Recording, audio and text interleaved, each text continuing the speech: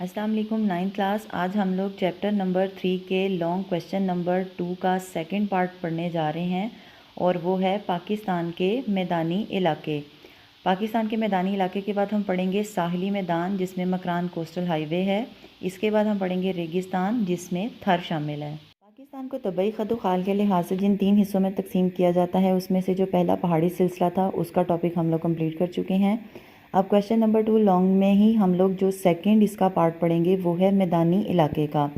दरियाए सिंध का मैदान दरियाए सिंध और इसके मुआविन दरियाओं जेहलम, चनाब, रावी और सुतलज की लाई हुई मिट्टी से बना है।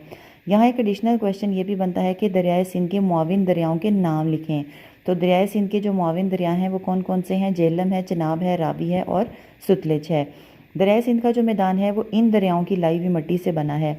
पाकिस्तान में सूबा पंजाब का मैदानी इलाका दरियाए सिंध का बलाई मैदान कहलाता है। ये आप अंडरलाइन कर लें, ये एक MCQ है जिसका नाम 5 दरियाओं जेहलम, चनाब, सुतलज, सिंध और रावी के सैराब करने की वजह से रखा गया है। दरियाए सिंध पाकिस्तान का सबसे बड़ा और अहम दरिया है। ये मैदान तकरीबन हमवार है और दरियाओं की लाई हुई मिट्टी से बना है, लिहाजा मिट्टी बहुत जरहेज़ है। बारिश की कमी को मसनूई आबपाशी यानी ट्यूबवेलों और नहरी पानी से पूरा किया जाता है। फौरी और ज़रूरत के मुताबिक आबपाशी से बेहतर पैदावार हासिल होती है। और ये पाकिस्तान का वो मैदानी इलाका है जिसकी पिक्चर यहाँ पर दी गई है। यहाँ पर MCQ लिखा हुआ है कि क्या आप जानते हैं दुनिया की तकरीबन 80% आबादी मैदानों में पाई जाती है। इसको भी आप अंडरलाइन कर लीजिएगा, ये एक MCQ है। दरियाए सिंध का ज़ेरी मैदान हमवार है और कम ढलवान रखता है। इस मैदान को सिर्फ दरियाए सिंध ही सैराब करता है। दरियाए सिंध का ज़ेरी मैदान ज़रई लिहाज से बहुत अहम है। इस मैदान के जनूब मशरिक़ की जानिब थर का रेगिस्तान है। दरियाए सिंध का डेल्टाई इलाका ठट्ठा के करीब से शुरू होता है। डेल्टाई इलाका स्टूडेंट्स उस इलाके को कहा जाता है जहाँ पर दरिया जो है वो मुख्तलिफ़ सूरतों में जो है वो अपना रास्ता बनाते हुए आते हैं और ट्रायंगल की शेप में कन्वर्ट होकर समंदर में गिर जाते हैं। तो ऐसे इलाके को डेल्टाई इलाका कहा जाता है। और ये दरिया बहुत सी शाखों में तकसीम होकर बहीरा अरब में गिरता है। मैदानी इलाके में साहिली और रेगिस्तान भी मौजूद हैं।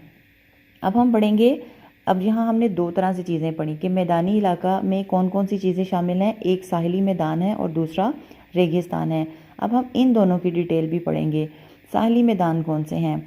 पाकिस्तान का साहिल तकरीबन 1050 किलोमीटर लंबा है। इसको भी आप लोग अंडरलाइन कर लें, ये एक MCQ है। ये साहिली पट्टी मशरिक़ में सूबा सिंध में भारत की सरहद से शुरू होती है और साहिल के साथ साथ होती हुई मगरिब में ईरान की सरहद तक फैली हुई है। साहिली मैदानी इलाके छोटी बड़ी बंदरगाहों पर मुश्तमिल हैं जिनमें कराची सबसे अहम बंदरगाह है। दूसरी अहम बंदरगाहें पोर्ट कासिम, गवादर और पसनी हैं। इन इलाकों में माहीगिरी की सनत तरक्की कर रही है, लिहाजा ये साहिली मैदान अहम माशी सरगर्मियों का मरकज़ बना हुआ है। और ये आप देख लें पिक्चर में आपके सामने मकरान कोस्टल हाईवे जो है वो दिखाई गई है। अब हम पढ़ेंगे रेगिस्तान क्या है। पाकिस्तान का जनूब मशरक़ी हिस्सा रेगिस्तानी खसूसियत रखता है। ये एक वसीओ अरीज़ रकबे पर फैला हुआ है। इस इलाके में बहावलपुर, सखर, खैरपुर, सांगढ़, मीरपुर ख़ास और थरपारकर के अजला शामिल हैं। बहावलपुर में इस सहरा को चोलिस्तान या रोही जबकि सिंध में थर कहते हैं। ये भी आप लोगों ने, जैसे मैंने अंडरलाइन किया हुआ है, आप लोगों ने भी अंडरलाइन कर लेना है कि ये एक MCQ है। इसके अलावा ये जो आप पॉइंट्स देख रहे हैं मैंने बनाए हुए हैं, इसके हवाले से अभी मैं आप लोगों को गाइड करती हूँ कि ये मैंने क्यों बनाए हुए हैं। बारिश कम होने की वजह से सहराई नबातात मिलती हैं। ज़्यादातर इलाका गैर आबाद है। पाकिस्तान का दूसरा रेगिस्तान थल है। ये रेगिस्तान दरियाए जेहलम और दरियाए सिंध के दरमियान वाक़या है।